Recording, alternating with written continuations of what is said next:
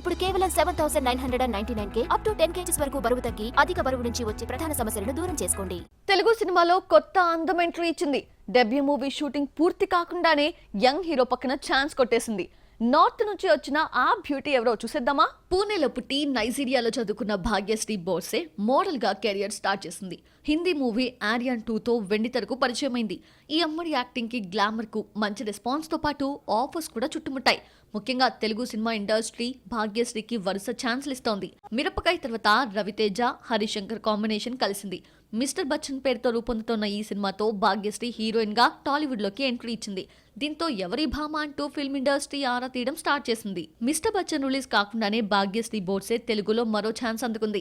విజయ్ దేవరకొండ, గౌతమ్ తిన్ననూరి సినిమాలో ముందుగా శ్రీలీలను సెలెక్ట్ చేశారు. సినిమా ఓపెనింగ్ లో సందడి చేసింది కూడా.